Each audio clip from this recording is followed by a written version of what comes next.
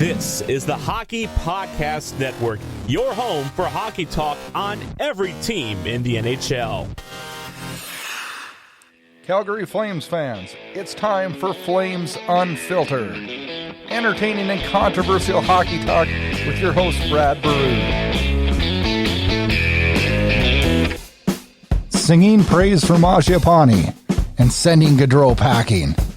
Auddie James joins the show today.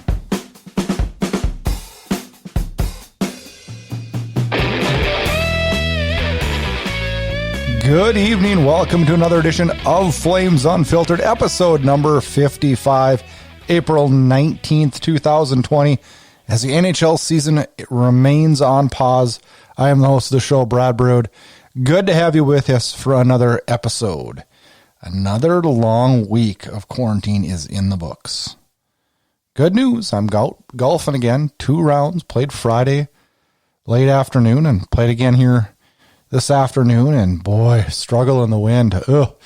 Played pretty good on Friday. Not so good today.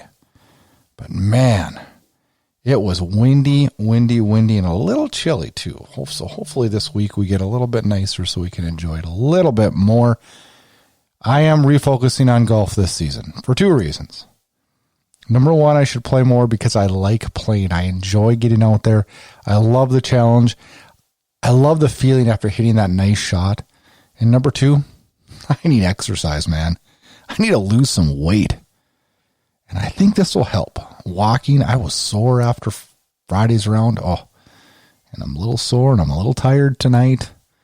And after I'm done recording this, I think I'll sit back and watch a movie and chill out for the rest of the night. But it's sure good to be back out onto the golf course. I enjoy it out there. It's a lot of fun. And you know what, to be honest with you, it's just nice to be outside enjoying the nice fresh air. Other than that, it was a pretty uneventful week. A week of nothing. I don't think I'm the only person hating the fact that we have no idea on how long this will last. When is the worst coming? Are we past the worst? The unknown. That's the part that is the hardest, I think. But maybe I should stop and just be thankful. Thankful that I'm healthy and that my family's healthy and that the people around me are healthy. And quite honestly, the only, so far, casualties in my life have been just boredom. And I guess I can live with that. That's just part of what we're doing here, and hopefully we can flatten the curve and keep as many people healthy as we possibly can. On this episode, we're going to dive deep into the Calgary Flames 2019-2020 season with our good buddy Auddie James. He's a Calgary sports fan and co-host of the show Auddie and AP. You can check that out on iTunes, Spotify, and YouTube. And then we're going to switch gears after we talk to Auddie and talk some Flames news quickly. And then we're going to wrap up with a Facebook poll and find out what the fans think the fate of the 2019-2020 NHL season has. And hopefully this episode, hopefully, it can be another escape for you. An escape from reality. It's time for episode 55 of Flames Unfiltered. Using the wrong tool for the job?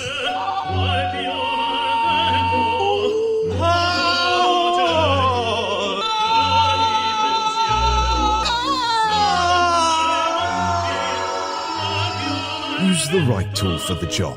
Introducing the Lawnmower 3.0 by Manscaped, featuring advanced skin-safe technology. Order today at manscaped.com. Get 20% off and free shipping when you use promo code THPN at manscaped.com. Your balls will thank you.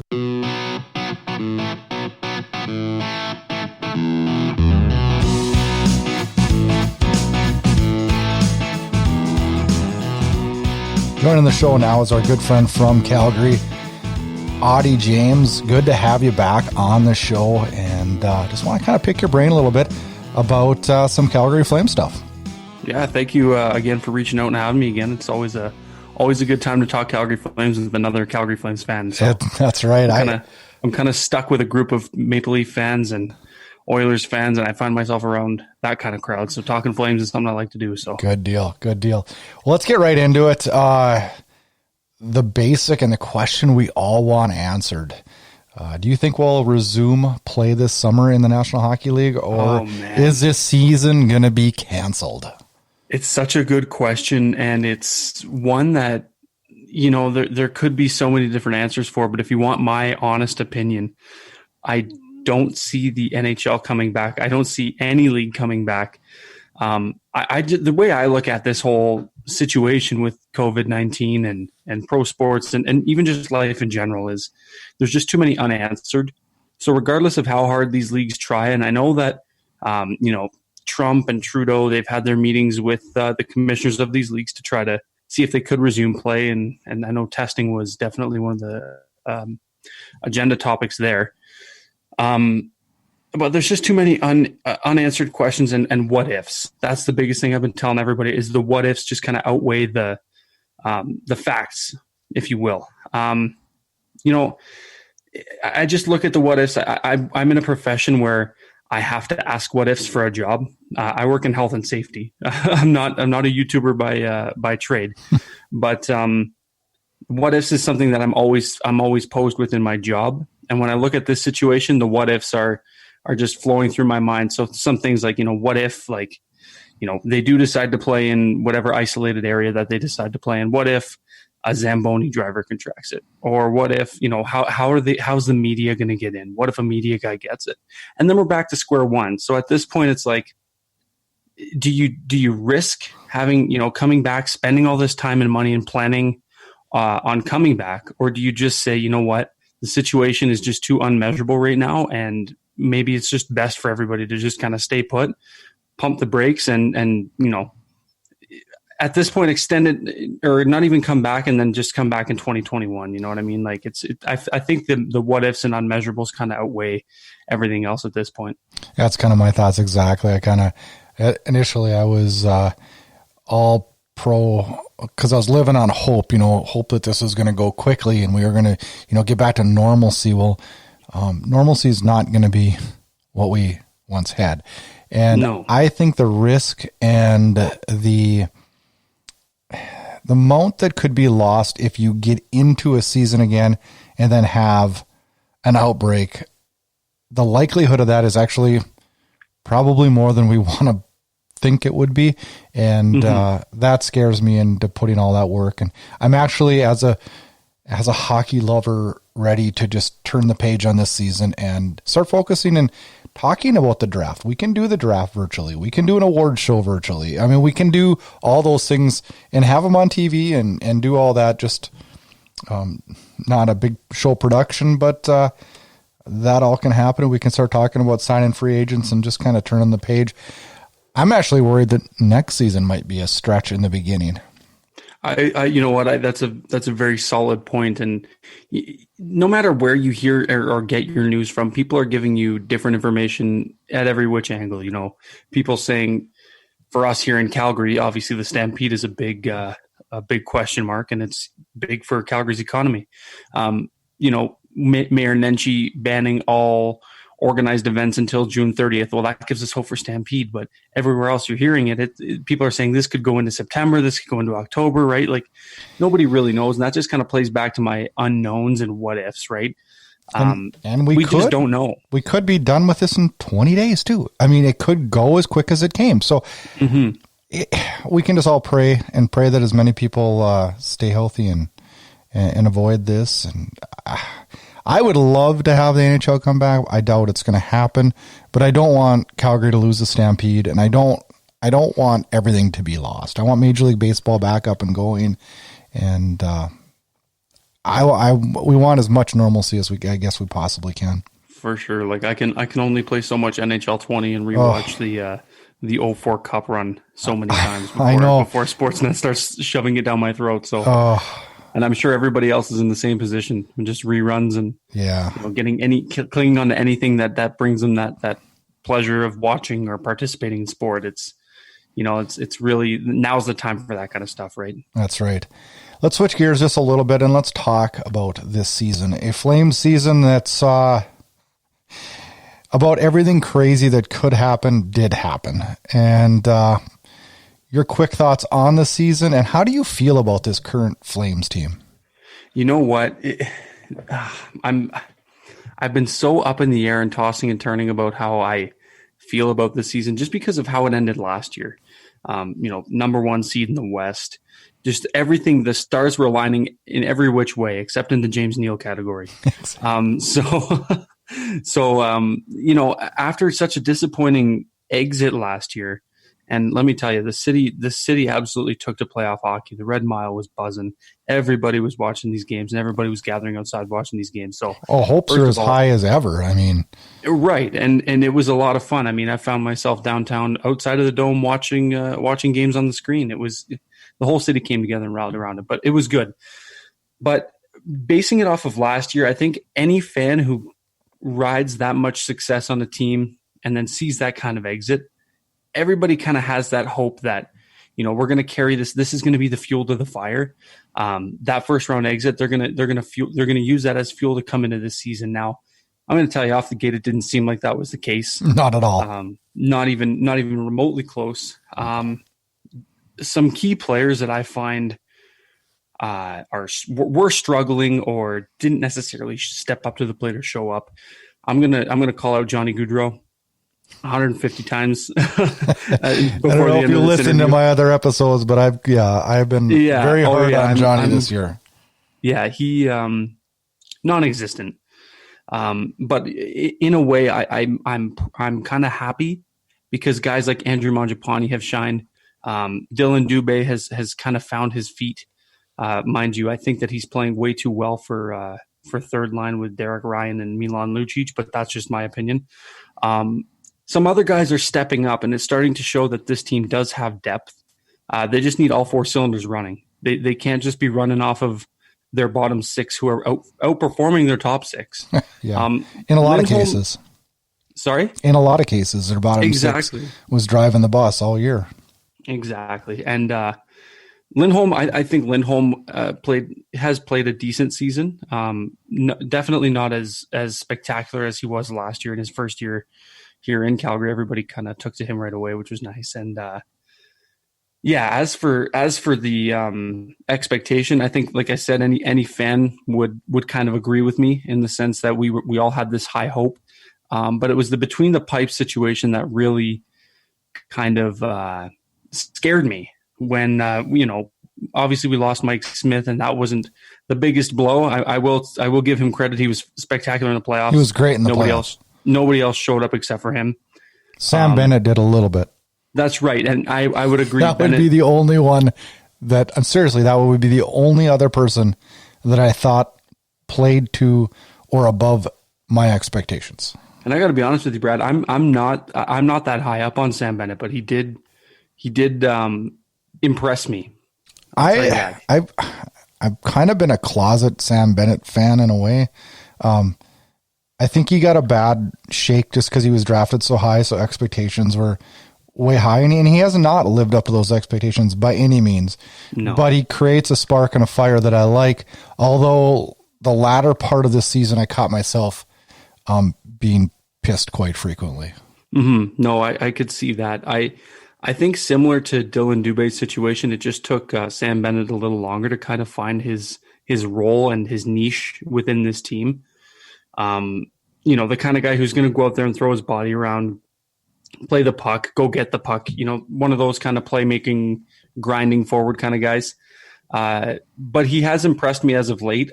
I mean, I will tell you, the first couple of years that he was with this team, I was wondering what in God's name was going on with him, but for lack of a better term, but and rightfully so. He has not lived up to the expectations. And he's frustrating because he takes terrible penalties. It just drives me crazy. But sometimes, when things aren't rolling good, if the player shows a fire in him and a heart, that will help me.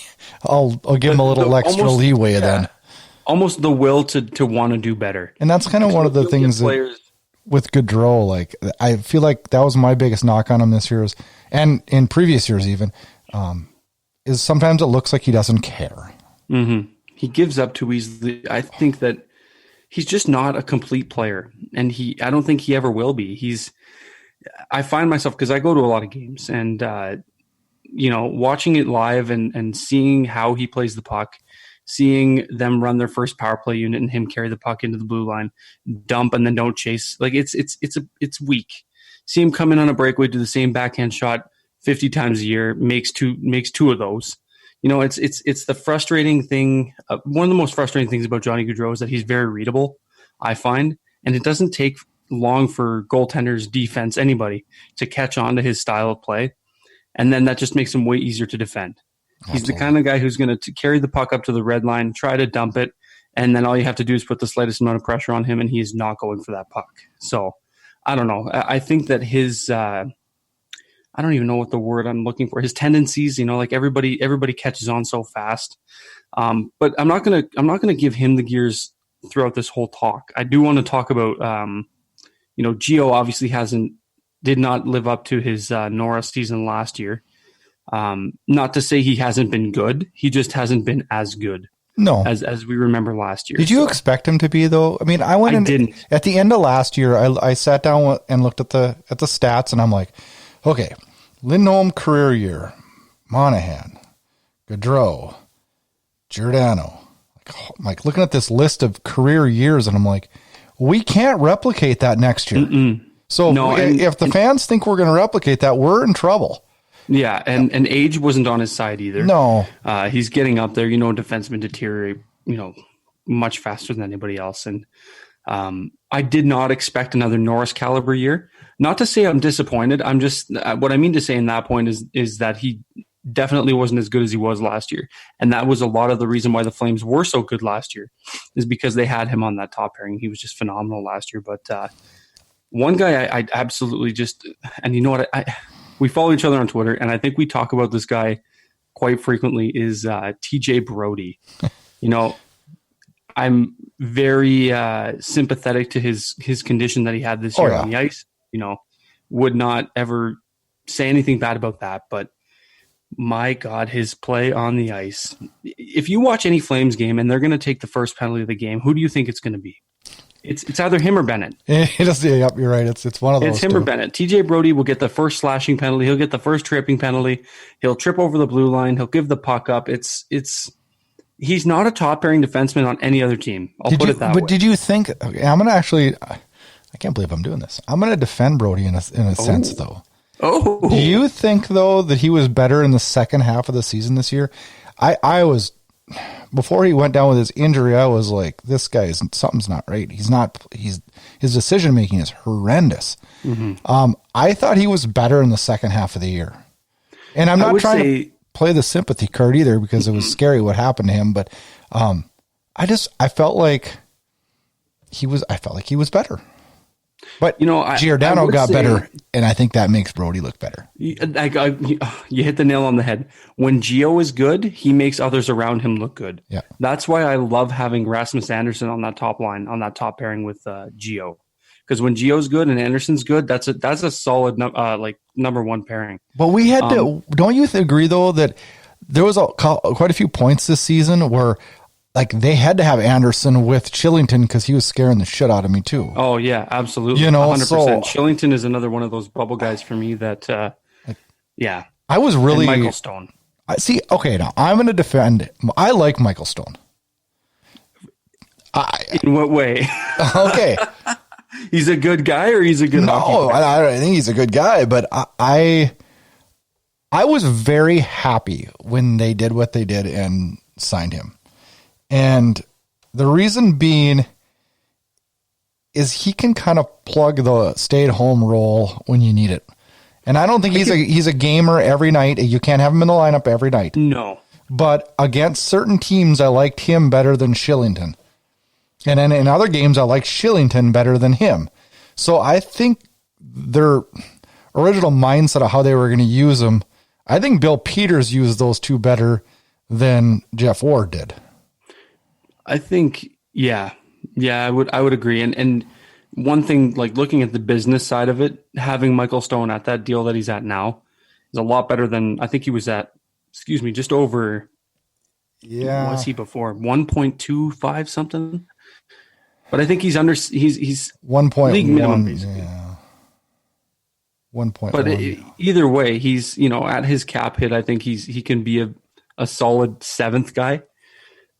Certainly when Shillington doesn't look like he belongs on the ice, which is a lot of times this season, he's definitely a good fit in that bottom pairing. But again, the injuries, like we have to have Valimaki healthy for all of next year. Exactly. Valimaki, he's too good to keep having bad luck happen. I know. And you know what? I'm so looking forward to him coming to. I've chatted with him very briefly at camp, and he's just such a very nice, like down to earth kid, like very humble, salt of the earth kind of guy. And those are the kind of guys that do well in this league. So I can't wait to get a whole season of him. Me too. So that leads me to the question. And I think you kind of answered it with your talk on Brodie, but both Brodie and Hamonic are pending UFAs. If you're Brad Treliving, do you sign one of them? Which one? Both or none? So this would require me to look at the rest of the pending UFAs for this year, because I feel like if you shed that, like if you shed the money for those two guys, and I'm not sure what the defensive market looks like this offseason and who looks where. But I feel like those are two expendable guys who could easily be replaced depending on the depth of the market come free agency. So are you TJ Brodie especially? Are you going to lynch me for saying that I would try to re-sign both of them? I'm not going to lynch you because I respect you, but I would. I'm going to ask you why. I would, and here's my reasoning on this. I would love to see them re-sign Hamonic. Now, not to a long-term deal, but like to a 2-year deal. And the reason is Hamonic is almost my favorite player on the team. And because of that guy will do anything to win a hockey game. He will. And I think those are guys that having a guy like that in the locker room just presents that attitude to the other players. And I just think that him with Hanifin makes me feel pretty safe.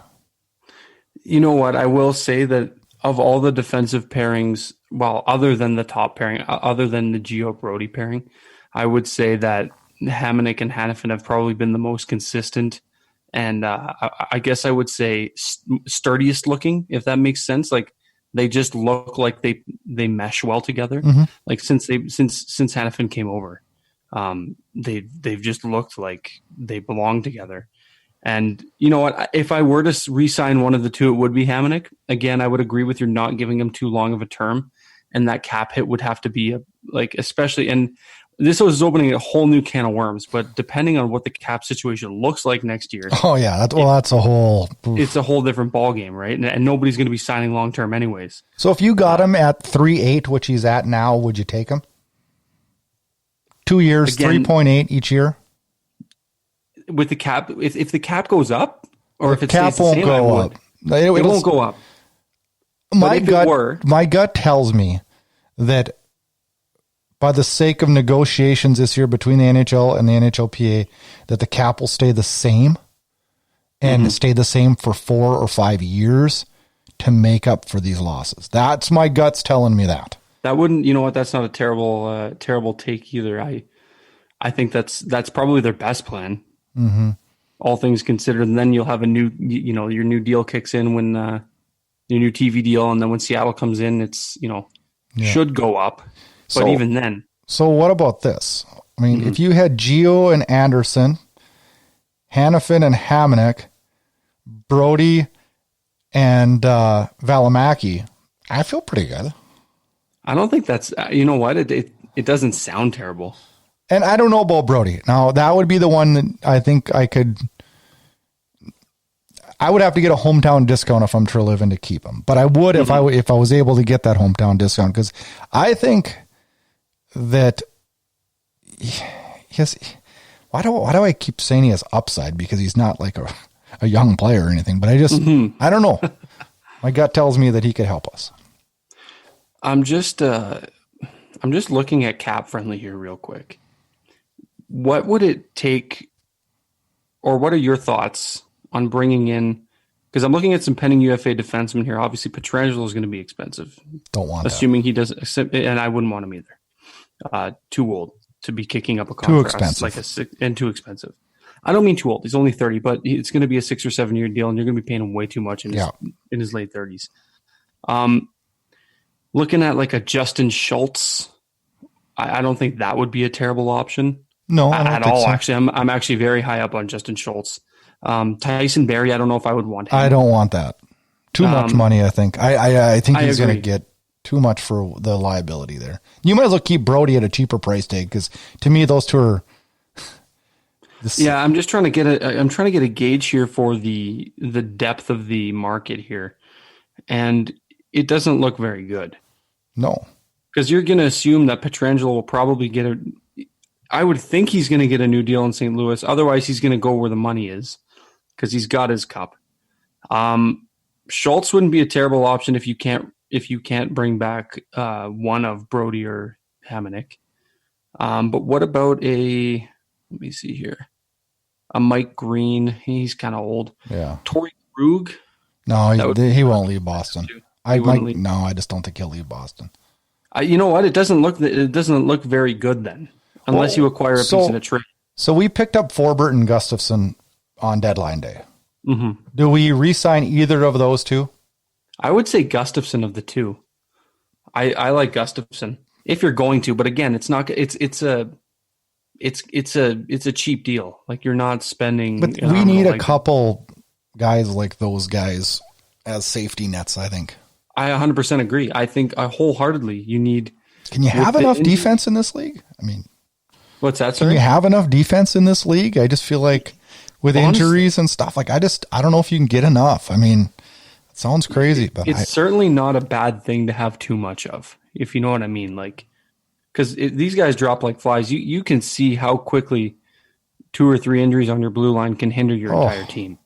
And it's like a gunshot wound to the chest. It hurts. You don't want to lose 2 or 3 of any of your defensemen, really. Like, it is a big blow. These guys develop chemistry with each other. Then you try to bring someone else in the mix. It's way more than just skill. Mm-hmm. These guys don't play together. These guys do play together. It's different. So let's switch gears. Here's another question that we're going to have to answer. And that's one of the things that scares me so much about this offseason is there's a lot of questions to be answered. And another one that we seem to in Calgary have to answer quite frequently is, what do we do with goaltending next year? Would you bring back Cam Talbot? Would you hate to see it? I would not hate to see it. I wouldn't either. Because I don't think that... I wouldn't be pissed. I wouldn't be upset. But if we could go out and if we could get... I know Halak a UFA. Oh, he's so good. I would love to have Halak. I would be so ecstatic to have him. Mm-hmm. Me too. I don't want to go out and spend a bunch of money and get a Holtby or no. I wouldn't mind stealing Markstrom from Vancouver if we could get him on a deal. I wouldn't either. I wouldn't like that. I would love that. But if all you can get is a Cam Talbot, but I don't know. I mean, so where are you at on Riddick? It's not fair for me to say that consistency is a problem because goalies are hot and cold. They're like, when they're good, they're good. When they're not, they're not. It's just a fact. Every goalie's like that. But I think and this pains me to say because I love David Riddick. So do I. And I love him, but he's developed too many tendencies from playing with Mike Smith. I agree. Do you agree with that? Do you think that Mike Smith rubbed off on him a little bit too much? Way too much. Way too much. And he's got the Mike Smith attitude, which sucks. I don't care what anybody says. It sucks. People say it's fiery, and I want him to be fiery, but not in a negative fiery. Agreed. Remember at the beginning of the year when he would be jumping up and down and doing those just different things with Tkachuk and them? Like that was like excitement in a positive way. As the year went on and he started struggling, it turned into negative stuff. I'll tell you what set the tone for me was the bat flip. See, I didn't have a problem with that. So, but I wouldn't have had a problem with it if he didn't stink it up for 9 games after that. I know. But do you think that was just really coincidence? Or was that coincidence or just the hockey gods just paying him back? You know what? I want to think it was just coincidence, but there was just way too much bad karma around that. I know. You know what I mean? Like, I don't hate the stick flip, but it looks really bad now because he went on such a cold streak. I couldn't agree more. And you talk to any Oilers fan, they'll tell you the exact same thing. I know. Well, believe me, I hear it all the time from my buddies at Oil Country podcast. And I don't know. I am like a big David Riddick fan, but if you held a gun to my head and said, is he an NHL starting goalie? I would have to say no. I would agree. And you know what? It seems more or less, so far in his career, it's been a 1A, 1B. So no goalie that he's played with has stolen the crease from him, but in the same breath, he hasn't done that for anybody else. No. He's just him. So if we had Talbot Riddick next year, you'd be okay. And if we had Halak Riddick, how would you feel? Oh, I would be ecstatic. Over the moon. I can't tell you how high up I am on Halak. So am I. That's funny that we both like him. I have for years. I have too. I've always been a fan, and I've always thought he's gotten the raw end of the deal so many times. I'm like, man, this guy's so much more important than he's getting credit for. 100%. But if Trey's going to do anything, he doesn't. Treliving doesn't strike me as the guy who's going to give out a long-term deal to a goaltender. Anyways, he hasn't really done it yet. I wouldn't though either. Would you? And I don't blame him. No, I was just going to say that I don't really blame him because you see teams shoot themselves in the like. Look at Florida. It's really early, I think, to jump the gun, but that contract with Sergei Bobrovsky looks terrible. And they did it after they just drafted one of the highest touted, or the most touted goaltender in the last decade to be drafted. And then they pay out like that. What? I don't get it. It doesn't make any sense. But teams should, and you know, it's not like I'm reinventing the wheel here by saying this, but teams should take notes from that. You don't give a deal like that out to a guy like that. No. Hell, you don't give that deal to anybody unless you know that they're a superstar. But I don't even know, like, at the term on that. Like, there's no way that's going to work in the end. No, it's a terrible. It might be, and you know what? This might be a hot take, but that could right now be the worst contract in the NHL. It's going to be the hardest one to move. That and Lucic. Yeah, Lucic is unmovable. That's right. So we thought. So let's talk a little bit about coaching. As we saw Bill Peters go by the wayside and Jeff Ward take over as interim head coach. Your grade for Jeff Ward and the future of Jeff Ward in Calgary. You know what? I think that given the circumstance and the situation and the timeline that he was given, I don't think Jeff Ward has done terrible. But in the same breath, I don't think the team is completely bought into him.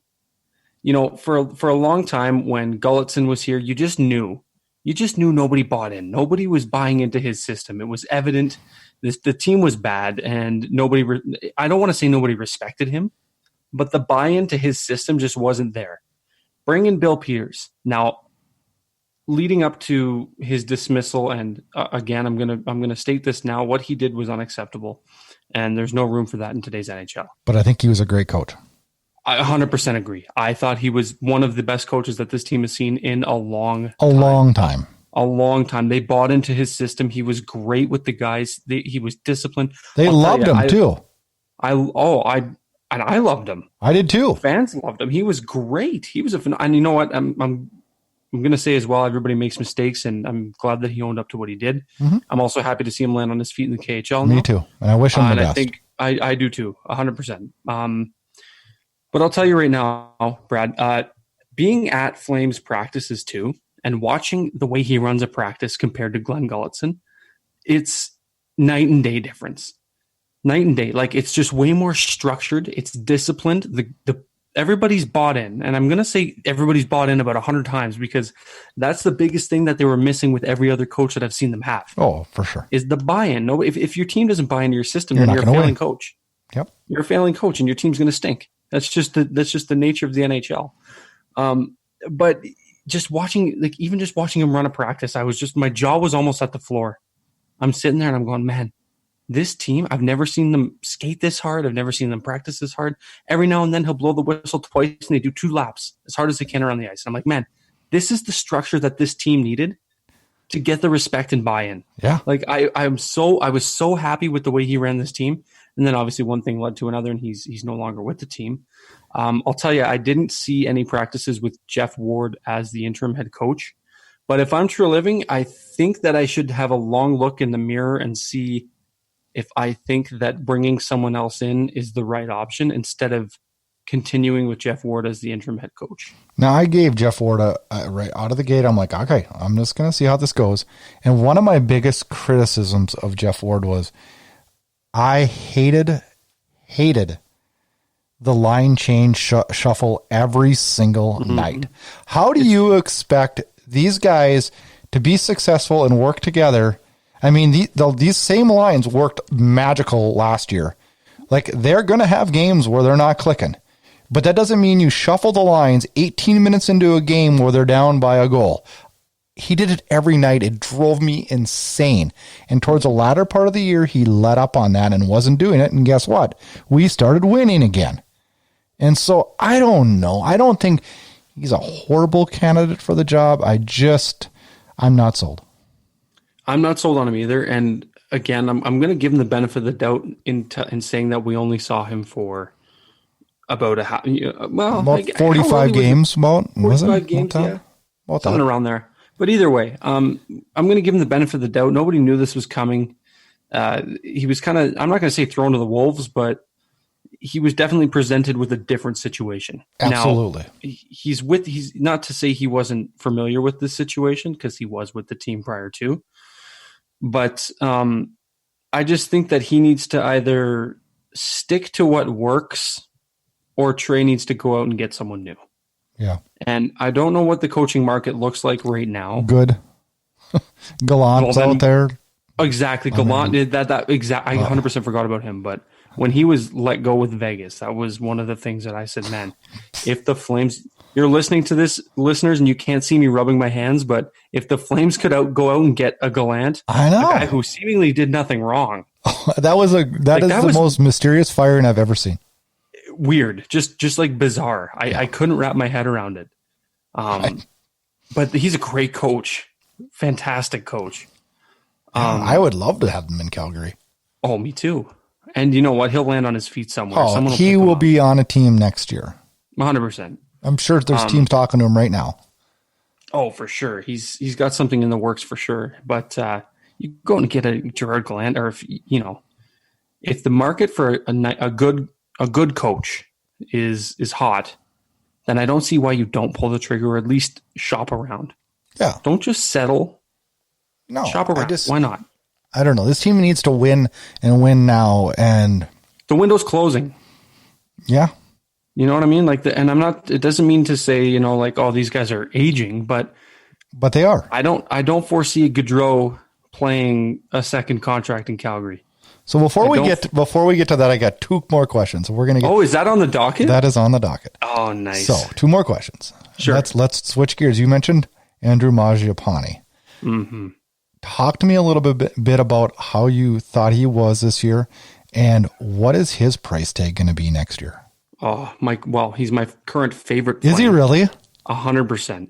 Okay. I love him. I think people in Calgary are really high on this guy, and I'm not going to say I don't like him. I do like him, but I was like, are people just a little too high on this guy right now? Or am I just not seeing him? I don't know. I like him. I'm happy. I'm happy to have him. Yeah. I'll tell you right now, I'm very high up on him. I think he's an absolute workhorse. You talk about height not measuring heart. The guy's not very big. For sure. I love that. I love his style. He plays a big brand of hockey for a small guy. And that's something I love about him. He's great. I think he's great on the puck. I think that he fits well with just about anybody he plays with. You want to talk about line shuffling. Jeff Ward moved this guy around like he was playing snakes and ladders. He was up and down, up and down, up and down throughout the lineup, right? But I find that no matter where he played, he just fit. Mm-hmm. And that's one thing that I like about him is that versatility and the ability to be able to play with just about anybody and be successful with anybody. Yeah, I'm with you. So what is it going to cost us? Oh man, $2 million? I would say north of 2. Do you think so? Huh? I would say closer to 3.5. Oof. Really? 3.5. I wouldn't be surprised. Ouch. Can he go to no, he's No, I don't think he's arbitration. RFA. Yeah. So I don't think he's arbitration eligible. I would say 3.5. Oof. It's steep. Yeah, but it's not going to be for like, would you call it a bridge? Oh, man, do you dare do a bridge? I don't know. I don't know. I don't know either. It's so hard to talk. It's so hard to talk signing of players right now when there's so much cap stuff up in the air. That's the first thing that I think about too, is like the cap is going to dictate all of this. Like as soon as it's going to dictate term, and it's going to dictate like dollars spent. As soon as we can close the book on this season, then we can we'll have to have you back on the show then. So then we can just be have some certainty. Yeah. So we know where, if we were general managers, what would we do? Once this season's closed, we don't know what to do right now because we don't know anything right now. We could be playing these playoffs in November of this year for all we know. Well, we have no idea, right? We just don't know. There's so much talk about what's going to happen this year. Nobody knows. Bettman doesn't know. The league doesn't know. The board doesn't know. No. And that's world officials don't know. It's more than just sport. Like Bettman doesn't make these decisions. It's everybody. Way above him. Right. So one final question that's kind of got two parts to it. Sure. So one of the biggest things when we walked away from the arena last year, going down to Colorado in a playoff defeat that just made me shake my head for weeks. How do you feel about the core of this team? Like, we questioned the core after the playoffs last year, and we said, all right, we're going to give them one more chance this year. And see, what sucks is we aren't going to get to see the playoffs. So where do you stand now? What do you leave the core alone? Do you tinker with the core? And most importantly, within that core, if you are going to make a move, is it Johnny Gaudreau? It's the answer for me 10 out of 10 times, 100% without a reason of doubt. If you're going to move anyone from the core, it is Johnny Gaudreau. Now, I'm going to tell you, he does not look like he wants to play hockey in Calgary.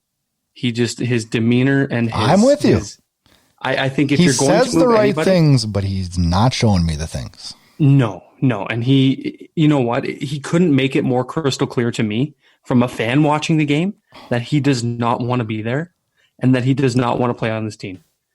I think we missed our window to kind of capitalize on a complete return for Johnny Gaudreau. Not to say a team wouldn't spend to get him, but I feel like I just feel like you could have got more had you moved him, say, a year ago. Yeah, but we still got 2 years at a 6.75, and a lot of teams would be licking their chops to have Gaudreau on that term for 2 more years. I don't know. I feel like we could get a good return. I don't know if the time is do you think the time is now to move him? Yes. Or do you give him? No. I don't either. I feel terrible even saying that because he's done some good things. Think about this though. He's been in 3 playoff series. The first one he was in his rookie year, and he was pretty good. Why do you think he was good? Because he was playing for a roster spot next year. The next 2 playoffs were, especially last year, were a complete disaster. Terrible. Non-existent. No-show. Where were you? And he's been a no-show almost all year this year. I know he had some blurps there for a while where it was like, okay, is he coming back? Is he coming back? And he said all the right things that he wants to be in Calgary. But like you said, you feel the exact same as I do in this. Actions speak louder than words. 150%. It really, how does a player go from, and you know what, it's just the nature of hockey. So this is just a general statement, but how does a guy go from damn near 100 points in a year to where are you? I'm constantly looking for you. Like where is this guy? He actually, to me, he had moments where I'm like, that offensive chance stopped at Johnny Gaudreau. We should never say that. We should never say that. More. But whenever he has the puck, I cringe. And I'll tell you right now, when I at any game and watching, like I talked about before earlier in this show, was looking at power play 1 and watching Giordano skate to the red line or skate to center and then pass the puck back to the blue line. Oh my God. And Gaudreau skates right up the middle and coughs the puck up. Right in the middle of the guys. Every single time. Like clockwork. Yep. And they still do the same damn thing every single time they go on the power play. I know. If you look at Lindholm was the guy that would get the entries in way better than Gaudreau. And he should. Oh my gosh. I'm with you. Or a Matthew Tkachuk. So let me ask you this one. So how come, I'm sure you listen to a lot of Sportsnet 960. I listen to it every day. I love those guys. They're awesome. How come, not by those guys so much, but in the call-in show, how come Brodie is public enemy number 1, Sam Bennett is public enemy number 2, and only rarely does Gaudreau get the heat that he deserves?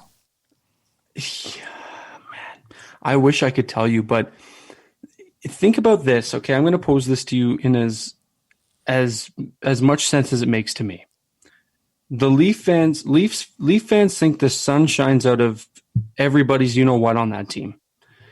For Calgary, they have Johnny Gaudreau. The minute you talk to anybody, they might not even watch the Flames.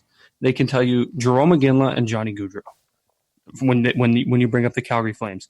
Johnny can do no wrong in this city. Johnny is the poster child of Calgary sports right now. And people just let that, they put the blinders up. They're like, oh, this is Johnny Gaudreau. He's good. He's the best player on the Flames. But he can do absolutely no wrong. I'm here to tell every Calgary Flames fan that's listening to this podcast, listening to this episode, you know what? And this is going to be another hot take. He might be one of the worst players on this team this year. I'm not going to argue with you. And that's just a fact. The team is sometimes arguably worse when he is on the ice. I know. And that pains me to say because me too, because I was really good. I thought he was going to be the answer. Me too. I don't know how many times I've said it, though. There's guys that get you to the Stanley Cup playoffs, and then there's guys that win you the Stanley Cup. He's a guy that might get you to the playoffs, but he's not going to get you a cup. And you know who I could see that being is an Andrew Mangiapane. You think you're or even a Sam Bennett? I'm so high up on this guy. You have no idea. I'm not gonna boo-hoo you on it. I think that there's a really, really, really bright future. So what's your? I keep coming up with more things. What's your take if Gaudreau was to go and they were to trade him? Which, okay, with him being as powerful as he is in Calgary, does that almost make him untradeable, or do you see it happening? Nobody in this league is untradeable. Gretzky was traded. I know. If Gretzky was traded, anybody was traded. Anybody can be traded. I think you're, and this is no dig at you or anybody, but you're fooling yourself if you think that a player is untradeable. Well, Eric Francis thinks he's going to get moved, and I've said that too. Wait, he says he thinks he's going to get moved? Yeah, he thinks he's getting moved. That might be the first thing I've actually agreed with Eric Francis on. He thinks he's getting moved at the end of the year. I could see it. I could too. And I've had, 100 people tell me I'm lost my mind. I'm going to say it right now. This is my hot take. He is going to go to the Flyers. Okay, for who? I don't know. I haven't gone that far yet. I think he wants to go there, or New Jersey. He's from New Jersey, but I think he was raised in Philly. I know. My gut tells me he'll end up with the Flyers too, and I wouldn't mind a Morgan Frost in return. I wouldn't mind a Morgan Frost whatsoever. So Morgan Frost, and that would you know what, they could make a nice package. They could do it, yeah. And they're a team that would almost want a Gaudreau. Pretty good. I know they'd be pretty good too. It might be a win-win for both teams. 100%. And he either played with or is good friends with Kevin Hayes. Yes. Very good friends. Boston kid. Did they not play college hockey? I believe they played at BC. Did they play BC or BU? They played at BC. I hate BC. BC. Yeah, So BC. I think they played together. I think that's they where did. the whole Johnny Ham and Cheese came from. The nickname. Could you imagine if? Well, hey, maybe we're a desirable spot. We're onto something here, huh? Maybe we could. I'm not going to say you heard it first, but you heard it first. Hey, we'll claim it if it happens and Morgan Frost is going back to us. We're gonna be replaying this episode, but 100%. But you know what? I would not. Back to the original point and Eric Francis's point. I would not be surprised. I think that, you know what, and I got to tell you the truth here. Treliving will be on a whole nother tier of respect from me. Me too. If he does. Well, if he does. We got to win, you guys. We just got to win. And I'm not saying like we have to win the Stanley Cup. I mean, not that I don't want that. I mean, but there's 30 other teams that want that as badly as we do. But we need to have a run in the playoffs. We need to make it to the second, third round. And we need to have a core that we're like, hey, if we could catch some breaks here, we can win a cup. And I think right now I don't see that. There's guys knocking at the door within the system too who can easily make the jump to the NHL. And I'm not saying they're going to be as effective or as good as Gaudreau was when he first came into the league. But, you know, like, again, another name that comes to mind who I think just needs another shot at playing with maybe some different people is a Dylan Dubé. I think that if you're able to move Gaudreau and shuffle your lines around and kind of work with your farm a bit, you can still have just as effective as a team as you did with him that year that they went to the first round with Colorado there. So there's been a lot of rumblings that Taylor Hall may be finding his way back home to Calgary. How would you feel of a Taylor Hall coming into the team? Oh, I don't think anybody would be too upset with that now. well, I might. It depends on you know what it depends. I might on be at the price tag that he's looking to get, which I don't think it's going to be as high as he thinks it's going to be. I'd be scared to have him at that price tag. At this point, though, I think that, but he's going to want term. And I don't think if Treliving is going to bring in a Taylor Hall, I don't think he's going to want to sign him for term. I don't think he's going to want to give him 7 years. I don't want to give anybody 7 years. That sounds terrible, but I don't. No. I don't know. I don't see it happening. I know everybody thinks it's a good fit just because he's from Calgary, but I think he'll end up back. I can't believe I'm saying this in Arizona because people are buying the narrative of the Calgary kid's going to come home, and I just don't buy it. I don't think he's going to come to Calgary. I think he'll probably want to go elsewhere. Whereabouts, I don't know. Hopefully not Colorado. No, God, no. They can afford him, and that scares the crap out of me. That's the scary part. That team gets Taylor Hall. They're winning the Stanley Cup. They could add Hall and Holtby next year, and we're in big trouble. Yeah, we are. Yeah. Then we're coming back and we're talking about how another first round exit. That's right. Yeah. By the same fists. But no, I don't know. I don't think it's going to be a Taylor Hall. I don't think he's going to be here. But to the point of Johnny, I almost really want to see it happen. I think I'm ready to cut the cord. I haven't wanted. I can't believe I'm not trying to rip on Johnny that bad, but I can't remember a Flames player that I've wanted traded so much since Dion Phaneuf. Yeah, that's fair. Because when the day Phaneuf got traded, I was just like, yes. And I'm not trying to do Johnny dirty in any way by doing this or saying this. No. It's no discount to him. But I just think that both parties could benefit from I do too. A departure. I don't feel like he wants to be here. His game will elevate to a completely different level on a different organization. You get him in Philly, oh my God, that team is, I bet you he shines in Philly more than he shines here if he goes to Philly. When he goes to Philly, I'm going to say he's going there. I'm that high on it. Well, I hope you're right. So I hope so too. It's going to be interesting. It's going to be really interesting to see how the rest of this plays out and this pause in the season. And we're all kind of living in a life of uncertainty now. And I don't know. We'll see what happens this year, and we'll definitely have to get back together and talk as as what do we call it? The off season? It's not even the off season. As this madness unfolds, Yeah, no, for sure. And again, thanks so much for having me. This is, as you can tell, I get quite excited when I get to talk Flames. So I love having you on the show, and we'll have to have you back on. Tell us a little bit about your podcast you got going on. Yeah, so just recently revived an old podcast that my buddy AP and I have started. So it's called the Auddie and AP Show. You can find it on Podbean, Spotify, and Apple Podcasts. Again, just a sports show where two lifelong millennial friends talk about sports on various platforms, and you get to hear our takes on things just as we do here. And it's a lot of fun. We cover just about everything. We're not limited to just hockey. So awesome. Yeah, if you want to check us out, by all means, a little shameless plug. And I'll put a link on the webpage to it, and it's a must listen. Anytime you get to listen to some good sports talk, it helps you through these quarantine days. I know that it really does. It really does. This is all we have. It is. I listen to a ton of podcasts, and actually, it's kind of scary because a lot of people I was talking to were like, "Are you in a podcast during the pause?" And I'm like, "Yeah."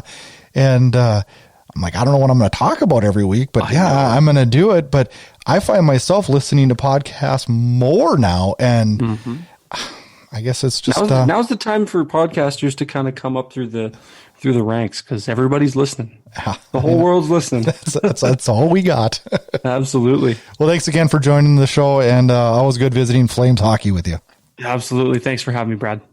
The Hockey Podcast Network, which Flames Unfiltered is proud to be part of, has a great podcast called Tales with TR, a hockey podcast. Hosted by former National Hockey League player Terry Ryan. Yep, you heard him on Spit and Chicklets, and he has you laughing on every episode. Check out Tales with TR, a hockey podcast on the Hockey Podcast Network. Every team, everywhere. The Hockey Podcast Network. Hey, Flames fans, time for a little bit of Flames news, and we start off with former Flames coach Bill Peters. He has signed a 2-year contract to coach in the Continental Hockey League in Russia. We will miss Bill Peters and wish him well in his adventures in the KHL. Former Flame Chris Versteeg announced his retirement from professional hockey on Tuesday. Versteeg ends his career with 2 Stanley Cups, 149 NHL goals, 358 points in 643 games. Talk is he'll be moving into a career in sports television. Brad Treliving stated Thursday that he's had conversations with the agents of Travis Hamonic and TJ Brodie, but also stated that no significant contract talks will start until the current season officially ends. We've talked about him on Flames News over and over in the last couple of weeks, but Dustin Wolf racks up another award as he was named WHL Western Conference Goalie of the Year. Boy, the youngster had a great year in Everett this year of the Western Hockey League, and who knows, maybe Dustin Wolf is the future goaltender in Calgary. I guess time will tell on that one. Let's roll into a Facebook poll we did this week. A big thanks goes out to our partners at Calgary Flames fan page and Flames Hub. I can't say enough good things about these Facebook groups. I talk Flames hockey with all kinds of Calgary Flames fans in these groups, and I thank them for letting me post these polls and post our podcasts on their sites. This poll got another great response, which they always do. Thank you for all the listeners that participate in these polls. The question this week is, what is the future of the current NHL season? The first part, will the season be canceled? The second, play will resume at neutral sites, regular season and playoffs. The third was play will resume at a neutral site, but playoffs only. The fourth, play will resume in home arenas like normal, with no fans, regular season and playoffs, and play will resume in home and away arenas with no fans, playoffs only. And the final choice was this season will be canceled and next season will be delayed. The one response that got the least is 1%. I had a tie. Play will resume at a neutral site, regular season and playoffs. Also getting 1% is that playoffs will resume. Our play will resume in home arenas, no fans, playoffs only. Then we jumped up to 5% said that this season will be canceled and next season will be delayed. I hope you're right.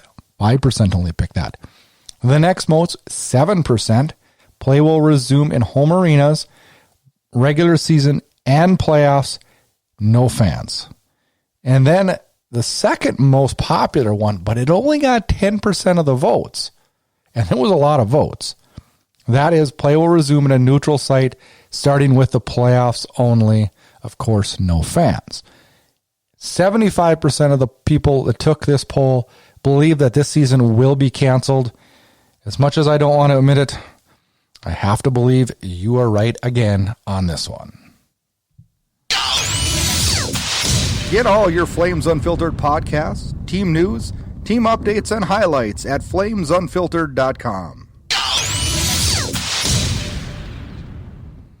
All right, Flames fans, another episode in the books. We thank you for listening during these tough times. We hope that we are an escape for you. There is a lot of things that are scary in the world today. We wish all of you health and happiness. Another week, quarantine is ahead of us.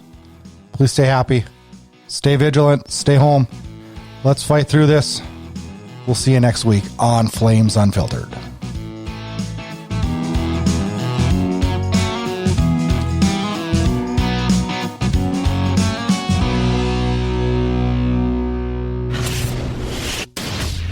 Get connected. Flames Unfiltered can be found on Twitter at Flame Unfiltered. And also make sure you check out our Facebook page at Flames Unfiltered.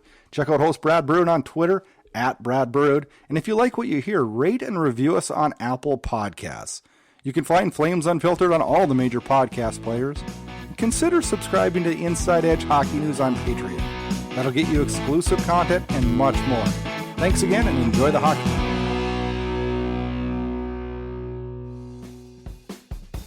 Thanks for tuning in to Flames Unfiltered. Check back for more action-packed Calgary Flames talk.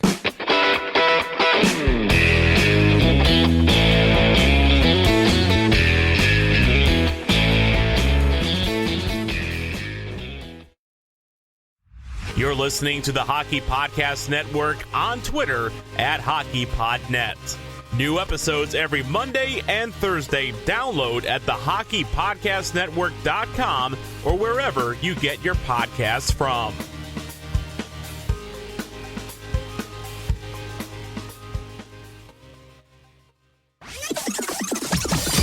This has been a production of Inside Edge Hockey News Radio, brought to you by the Hockey Podcast Network. This production is copyrighted and distributed by the Inside Edge Hockey Media Group.